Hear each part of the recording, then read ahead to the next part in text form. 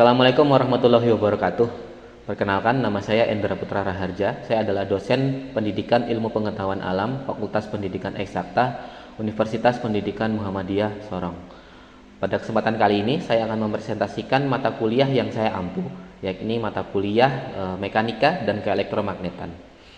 Mata kuliah Mekanika dan Keelektromagnetan adalah mata kuliah yang menggabungkan antara prinsip-prinsip fisika klasik dan elektromagnetisme.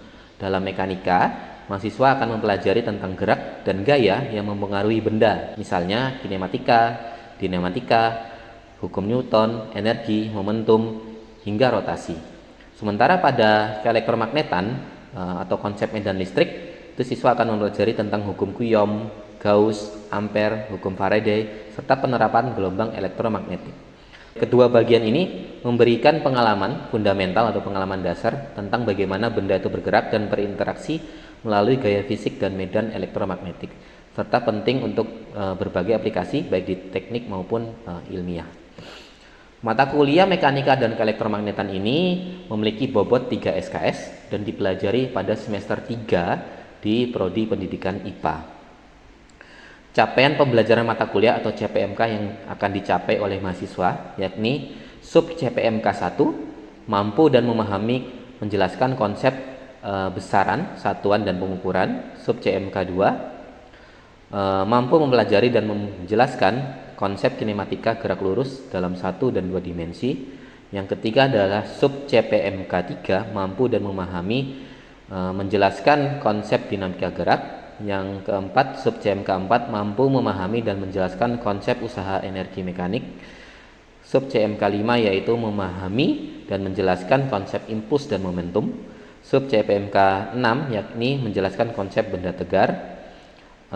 Dan sub CMK 7 yakni mampu memahami konsep medan magnet, hukum Biot-Savart, hukum medan magnet, hukum Faraday, dan induksi elektromagnetik.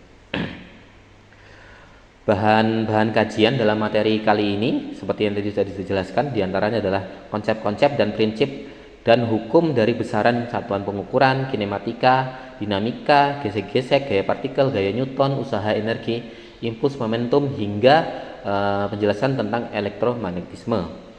Kemudian buku-buku yang bisa dipelajari atau pustaka yang dipelajari dalam mata kuliah ini adalah mencakupi buku dari Giancoli, buku dari Bones dan Wallace, dan juga buku dari Halliday and Resik. Kemudian dalam mata kuliah ini tidak ada persyaratan mata kuliah bersyarat.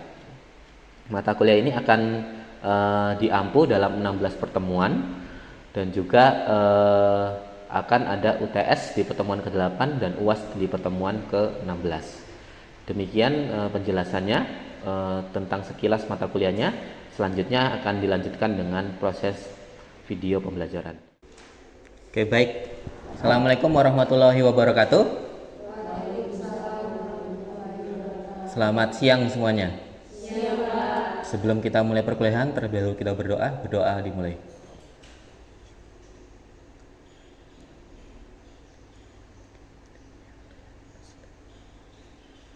Selesai. Baik, hari ini kita melanjutkan mata kuliah Mekanika dan Keelektromagnetan. Hari ini adalah pertemuan kelima ya teman-teman semuanya. Baik, di sini akan saya jelaskan sedikit CPMK yang akan teman-teman lalui seperti itu.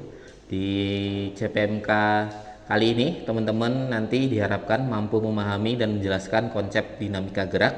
Ada beberapa indikator yang akan kami nilai. Pertama adalah bagaimana teman-teman ini mampu menerapkan GLB dan GLBB dalam gerak parabola, kemudian bagaimana merumuskan analisis gerak parabola secara kuantitatif. Selain itu juga nanti mampu menjelaskan tentang gerak melingkar berubah beraturan, dan juga percepatan sentripetal seperti itu. Nanti di dalam CPMK ini insya Allah ada 3 pertemuan. Nah, di pertemuan pertama ini teman-teman akan mempelajari tentang bagaimana gerak parabola seperti itu. Ada yang masih ingat nggak kemarin pertemuannya tentang apa? Ada yang masih ingat? Loren? Ya. Kira-kira pertemuan apa kemarin? Masih ingat? Pertemuan sebelumnya? Tentang gerak lurus berubah. Kecepatan terhadap benda konstan. Kemudian? GLBB gerak lurus berubah beraturan, kecepatan konstan. Oke, seperti itu. Jadi pertemuan sebelumnya kita belajar tentang GLB dan GLBB ya teman-teman semuanya. Dimana kalau GLB itu adalah gerak lurus beraturan, dimana kecepatannya yang konstan, dan juga kalau gerak lurus berubah beraturan itu percepatannya yang konstan ya. Jadi ingat, yang satu kecepatannya, yang satu percepatannya, jadi berbeda seperti itu ya. Nah, di pertemuan kali ini kita akan lebih dalam lagi mempelajari tentang gerak parabola. Oke,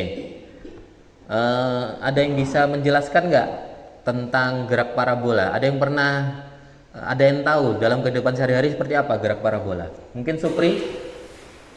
Ya, silakan. Bulu tangkis, oke. Tenis meja, oke. Basket, oke, boleh. Bola voli, oke, boleh. Ada lagi mungkin teman-teman yang lain?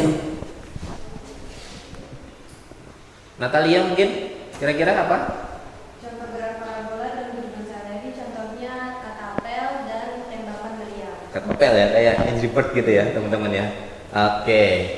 Pernah main golf juga? Golf? Beda? Pernah? Belum. Tapi tahu ya untuk permainan golf dan lain-lainnya. Oke. Ada bedanya nggak main basket sama main golf? Kira-kira beda nggak gerak parabolanya? Apa bedanya? Kalau basket Basket itu. Oke. Terus kalau golf? Titik mulanya berbeda nggak? Beda.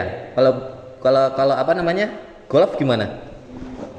Dari bawah ya, ketinggiannya hanya 0. Tapi kalau orang melempar bola basket, ketinggian awalnya tidak 0 ya, tergantung ketinggian dari atlet itu melempar bolanya seperti itu. Jadi ada sedikit perbedaan di H atau titik awal H0 seperti itu ya, teman-teman. Nanti kita akan pelajari lebih bagaimana membedakan kedua hal tersebut. Oke, sedikit saya jelaskan tentang gerak parabola. Jadi kalau misal kita punya dua sumbu ya teman-teman ya, ada sumbu X dan juga sumbu Y. Misal dalam kasus ini mungkin permainan golf ya, yang bolanya dipukul dari lantai dasar, artinya H0-nya dari bawah seperti itu, ditembakkan seperti itu dan mencapai titik akhir. Ada beberapa variabel yang perlu teman-teman pahami. Yang pertama adalah kecepatan awal atau V0 ya teman-teman ya. Jadi kecepatan yang dilepaskan oleh atlet bola golf tersebut terhadap bolanya. Kemudian ada juga V0x, yaitu kecepatan awal pada sumbu X, dan juga kecepatan awal pada sumbu Y disebut dengan V0y. Nah ini teman-teman, kalau kita gambarkan dalam garis vektor ini berbeda. Jadi pada kecepatan sumbu X ya, pada kecepatan sumbu X itu sama ya panjangnya ya, sama ya kecepatannya ya, vektor panjang vektornya ya sama. Tapi kalau pada sumbu Y, ingat, lihat gak panjang vektornya berbeda, yang awal lebih panjang ya, semakin panjang semakin pendek, dan ketika dia mencapai Hmax atau ketinggian maksimum ini Y-nya adalah 0. Kecepatan pada sumbu Y-nya 0. Berarti kalau bola itu di titik puncak ketika digerak parabola itu sebenarnya kecepatannya 0. Ya kan? Dia sebenarnya berhenti di atas. Kemudian turun lagi, kecepatannya bertambah lagi. Nah, bisa digambarkan seperti ini.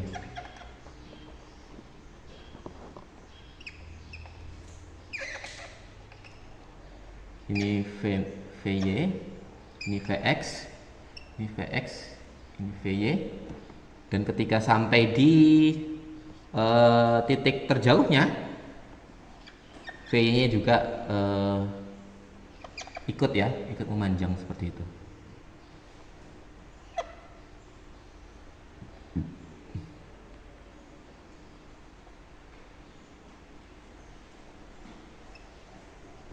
Nah teman-teman masih ingat itu ya, apa namanya, GLB dan GLBB ya. Nah ini perbedaannya pada gerak parabola. Kalau kita lihat pada sumbu X, Semuanya sama ya, panjangnya ya. Panjangnya sama ya. Berarti dia disebut dengan gerak lurus beraturan. Kecepatan di sumbu X itu terjadi gerak lurus beraturan. Tetapi kecepatan di sumbu Y terjadi perubahan tak? Perubahan kecepatan tak? Maka kalau perubahan kecepatan ada percepatannya. Percepatannya ini semakin berkurang, kalau ke bawah semakin bertambah seperti itu. Maka kecepatan di sumbu Y itu terjadi fenomena GLBB, gerak lurus berubah beraturan. Dia berubah kecepatannya, semakin lama semakin kecil, semakin kecil, semakin kecil, hingga di titik puncaknya dia 0. Ingat, jadi dia kalau di titik puncaknya itu akan selalu 0 VY-nya seperti itu. Nah, itu adalah konsep gerak parabola dihubungkan dengan konsep GLB dan GLBB, di mana kecepatan sumbu X itu terjadi GLB dan kecepatan di sumbu Y itu terjadi GLBB seperti itu.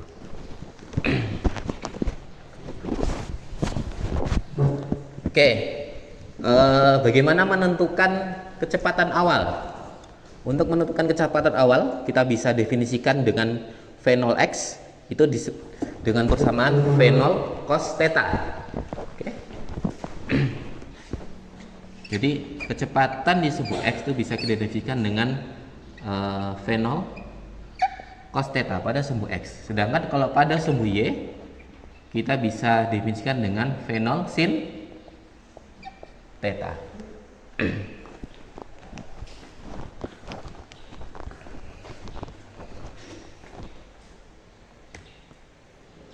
Lalu bagaimana Pak untuk menghitung ketinggian maksimumnya? Nah, untuk menghitung ketinggian maksimumnya itu seperti di layar ya teman-teman ya. Kita bisa menghitung dengan H, yaitu V0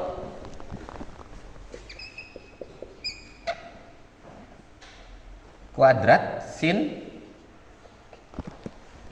theta dibagi dengan 2G.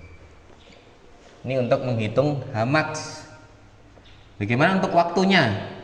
Untuk menghitung waktu untuk mencapai titik maksimum itu bisa kita definisikan dengan V0 sin theta dibagi dengan G.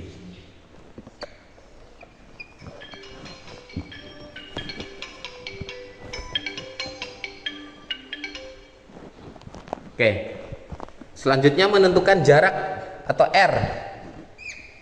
Untuk menentukan jarak kita bisa menggunakan persamaan R sama dengan V0 sin 2 theta ya, dibagi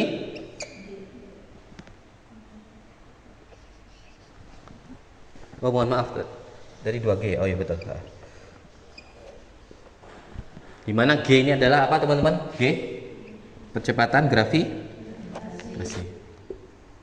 Besarnya berapa? 9,8 meter sekon kuadrat. Nah, ini adalah variabel-variabel yang didapat dari gerak parabola. Maka dari itu nanti ada hubungan-hubungannya, yaitu yang pertama hubungan antara H itu berbanding lurus dengan kecepatannya, tetapi berbanding terbalik dengan kecepatan gravitasinya. Pada R juga itu berhubungan langsung dengan kecepatan awal dan juga dengan simpangannya atau tetanya seperti itu. Nah, untuk mempelajari lebih dalam lagi, kita bagi kelompok saja teman-teman semuanya. Mungkin bisa berhitung kali ya. Oke. Jadi 4 coba. 1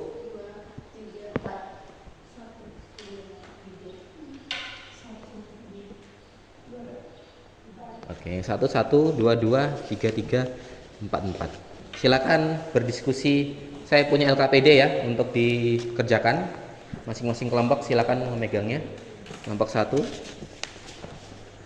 2, 3, 4. Oke, silakan bergabung. Baik, di situ teman-teman ada LKPD yang saya berikan ya. Nah, di situ ada langkah-langkah pengerjaannya, kemudian ada data analisis yang nanti teman-teman kerjakan seperti itu. Jadi saya minta teman-teman nanti untuk berdiskusi. Silakan berdiskusi. Ini ada simulasi PET yang akan kita lakukan, teman-teman. Bisa ada di depan dulu ya. Di sini ada beberapa variabel yang bisa teman-teman ubah. Yang pertama adalah simpangan. Simpangan adalah sudut, ya, sudut awal dari kalau di sini apa? Meriam ya. Meriam untuk menembakkan bola seperti itu. Kita bisa ubah-ubah ya dari 25 derajat hingga nanti sampai 90 derajat. Nanti di di analisis kira-kira berpengaruh nggak sih simpangan ini terhadap jarak terjauhnya. Bagaimana Pak untuk melemparkan meriamnya? Nanti bisa tembak ini ya, tombol yang berwarna merah ini.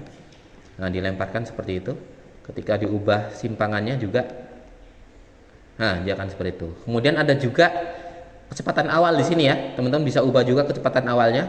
Apakah kecepatan awal itu berpengaruh terhadap ketinggian maksimum ya, atau apakah berpengaruh dengan jarak dan sebagainya. Nah, silakan teman-teman dicoba. Ini bisa menggunakan HP. Jadi teman-teman silakan menggunakan smartphone-nya, kemudian cari di Google aja, ketik aja PET simulation seperti itu, kemudian mencari simulasi gerak proyektil atau proyektil motion kalau nggak salah. Baik, boleh dicoba salah satunya, salah satu ketua tim mungkin.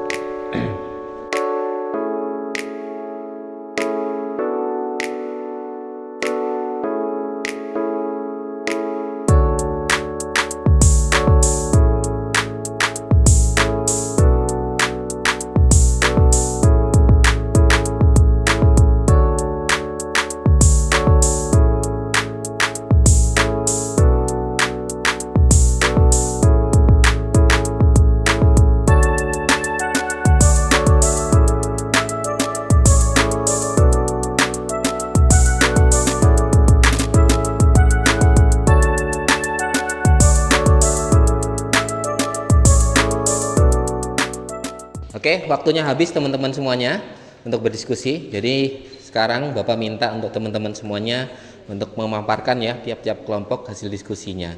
Yang pertama mungkin kelompoknya Christine. Kira-kira bagaimana hubungan antara simpangan atau sudut terhadap R atau jangkauan terjauhnya? Kira-kira bagaimana hubungannya, Christine? Terima kasih atas kesempatan yang diberikan kepada saya, perwakilan kelompok 2. Menurut hasil percobaan kami, yaitu semakin besar sudut penembakan, maka akan semakin jauh jarak jatuh bola. Maksimalnya berada di sudut 45 derajat, dan setelah 45 derajat, jarak bola akan semakin mendekat lagi. Oke, terima kasih. Tepuk tangan buat kelompok. Ya, begitu ya teman-teman ya. Jadi pengaruh simpangan itu terhadap jarak terjauh, dia akan mencapai jarak terjauhnya ketika dia itu mencapai 45 derajat. Tapi ketika dia berkurang lagi, dia akan semakin mendekat. Termasuk dia semakin 50, 60, 70 derajat itu dia akan R-nya semakin dekat lagi seperti itu.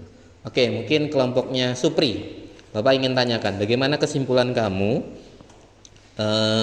dari kecepatan awal terhadap jarak terjauhnya atau R? Bagaimana menurut kelompoknya Supri? Oke, baik Pak.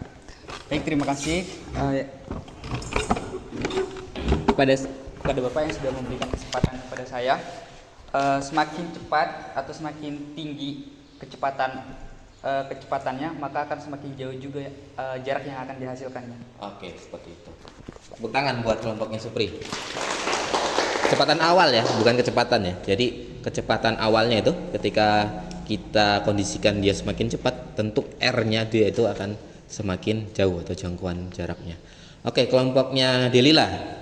Mungkin nanti perwakilan ya, salah satu ya yang ingin Bapak tanyakan, bagaimana hubungan sama juga hubungan kecepatannya, kecepatan awalnya, tapi terhadap ketinggian maksimumnya yang kalian temukan seperti apa? Oke, baik, terima kasih Pak. Jawaban dari kami kelompok 1, kesimpulannya adalah semakin besar kecepatan awalnya, maka semakin tinggi ketinggian maksimumnya. Oke. Tepuk tangan buat kelompoknya Delila. Berarti kelompoknya Delila tadi menemukan bahwasanya kecepatan awal ya atau V0 itu ketika kita besarkan atau semakin besar V0-nya, maka Hmax-nya juga semakin tinggi seperti itu. Nah, kalau mungkin teman-teman memukul bola golf gitu ya, kalau mau pukulannya tinggi dan pukulannya jauh, maka kecepatannya juga semakin besar. Kalau mau bagus lagi, apa? Tadi sudutnya yang paling bagus apa? 45 derajat. Jadi bisa mungkin pukulannya itu adalah 45 derajat agar jangkauannya semakin jauh. Itu kalau lubang golfnya jauh ya. Tapi kalau lubang golfnya dekat tentu nanti tinggal disesuaikan dengan kecepatannya. Iya tah? Kalau pukulannya dekat, Anda mau pukul keras-keras? Kan enggak tuh. Nah, tentu kecepatannya juga dikurangi. Tapi kalau teman-teman mau menjangkaunya jauh, itu usahakan kecepatannya besar. Sudutnya berapa tadi? Sekitar 45 derajat seperti itu. Nah, tepuk tangan buat kita semua.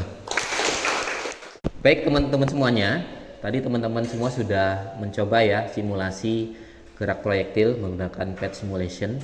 Nah, seperti yang kita ketahui ya teman-teman ya, bahwasanya ada beberapa variabel yang bisa kita ukur di persamaan gerak parabola. Yang pertama adalah kecepatan awal, kita bisa ubah-ubah ya sebagai variabel bebas. Ada juga tadi apa? Simpangannya kita bisa ubah-ubah sebagai variabel juga, variabel bebas. Sebagai variabel terikat pun ada jarak terjauh ya, atau R, jarak yang bisa dijauh, ataupun juga Hmax atau ketinggian maksimum. Ada juga nanti T atau waktu maksimum yang bisa dicapai benda. Itu persamaannya adalah V0 dikali sin theta dibagi percepatan gravitasi. Ataupun persamaan yang lain nanti teman-teman bisa hitung juga. Ini Bapak punya soal. Oke, teman-teman nanti bisa ditulis dan bisa dikerjakan secara mandiri sekarang. Yaitu soalnya adalah seorang atlet lompat jauh, melompat dari permukaan tanah dengan sudut 20 derajat sejajar dengan sumbu horizontal dengan kecepatan awal 11 meter per sekon. Berapa jauh lompatan yang dicapai atlet tersebut dalam sumbu horizontal, dan juga berapa tinggi maksimum yang dicapai oleh atlet tersebut. Ya, silakan teman-teman dikerjakan secara mandiri, dan nanti Bapak minta salah satu mahasiswa untuk mengerjakan di depan. Silakan, waktunya 5 menit ya. Oke, baik teman-teman, waktunya habis. Mungkin Christine boleh maju ke depan untuk mengerjakan soal di depan.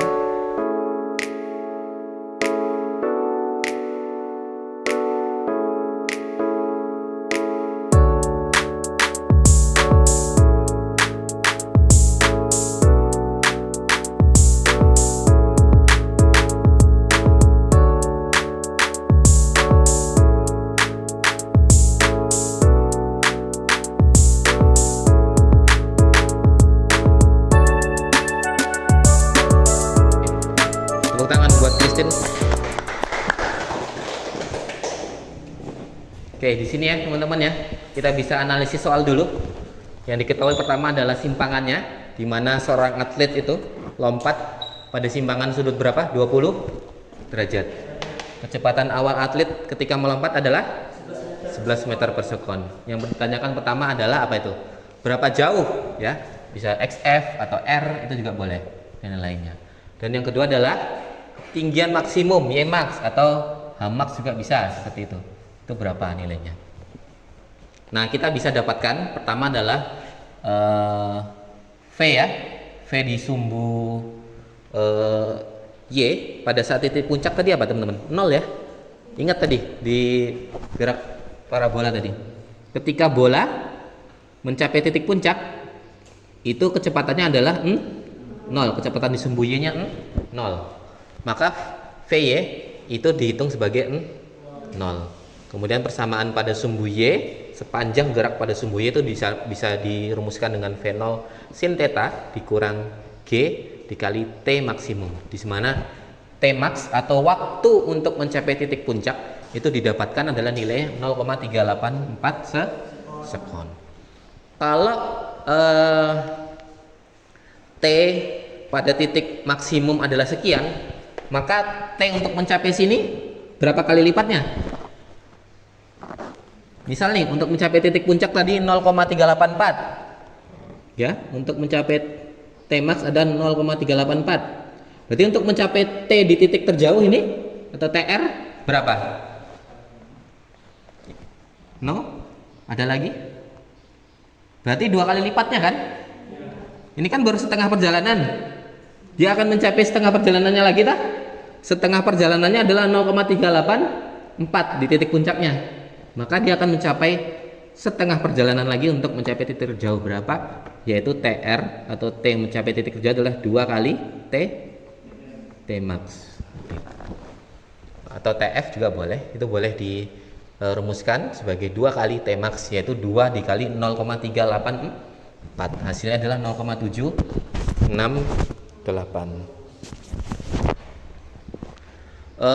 Lalu kita tinggal hitung bagaimana R-nya atau jarak terjauh ya, atau XF juga boleh, yaitu V0 cos theta dikali waktunya, di mana waktunya tadi adalah 0,784 seperti itu. Maka nanti didapatkan nilainya berapa itu teman-teman? 7,94 meter. Rumus yang kedua, kita akan mencari ketinggian maksimum, di mana ketinggian maksimum ini bisa kita cari dengan V0 sin theta dikali T max dikurangi setengah GT maksimum kuadrat. Nah, teman-teman tinggal masukin angka-angkanya ya. Tadi sudah didapat, V0-nya sudah didapat, theta-nya sudah dapat, T max-nya juga sudah dapat. Nah, tinggal dikalikan semuanya, nanti didapatkan nilainya adalah berapa ketinggian maksimumnya? 0,722 meter. Atau ini juga boleh H max-nya. Seperti itu kurang lebih contoh soal untuk gerak parabolanya. Oke, baik teman-teman semuanya, kita tiba di penghujung mata kuliah kita. Tadi sekilas ya materi, teman-teman sudah mencari tentang gerak lurus beraturan, gerak lurus beraturan hubungannya dengan gerak parabola seperti apa, ya toh? Jadi yang pada sumbu X terjadi gerak lurus beraturan, dan pada sumbu Y terjadi gerak lurus berubah beraturan. Teman-teman juga tadi sudah mengidentifikasi variabel-variabel di gerak parabola ya. Ada variabel apa tadi? Simpangan, ada juga kecepatan awal, ada juga maksimum atau ketinggian maksimum benda. Kalau benda sudah mencapai titik tertinggi, maka kecepatannya berapa? Kecepatan sumbu Y 0, ya tak? Di sana nanti kita bisa hitung juga waktu untuk mencapai titik maksimumnya atau T max, ya tak?